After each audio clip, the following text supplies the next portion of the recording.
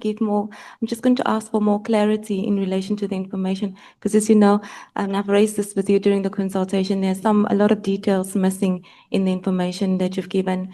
And again, I'd just like to go back to the you not taking the necessary steps to verify the information. Oh. You say you're not an investigator, but you are a member of the police portfolio committee. We've heard from General Mkhwanazi, for instance, that when matters are discussed at the portfolio committee and something comes up that is considered classified, the meeting would be advised not to bring it to that particular committee, but to then refer it to the relevant committee, which is the JSDI. So you're quite familiar that information must be treated a certain way. You mentioned miss in your statement. I don't think your answer that you're not an investigator is sufficient, because you know better as a portfolio committee member. I actually do agree with you, Advocate. So on the issue of the validation of the documentation, I had no means to do that, and I didn't want to bring it to the police committee, because you can ask Honorable Skosana, you can ask Honorable James and Matthys, the fights we have within that committee with regards to classification.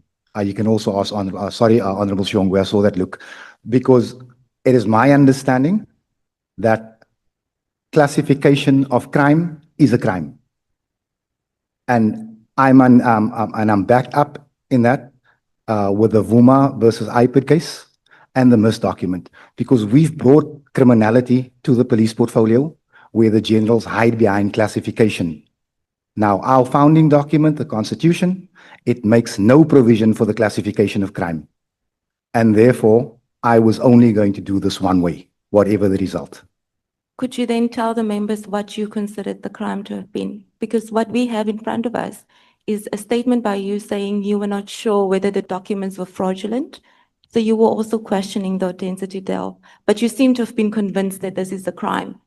100%. And on what basis did you then decide to go? Look, I looked at the sorry, Advocate, thank you. I looked at the documents and I said to myself, here's a possibility that you could be set up, because someone's expecting you to run to the media and you're going to end up with egg in your face. On the flip side of that coin was, this could be real. Now, the best people, in my view, to make that call would be the South African Police Services. And that's why I took it there. Can you just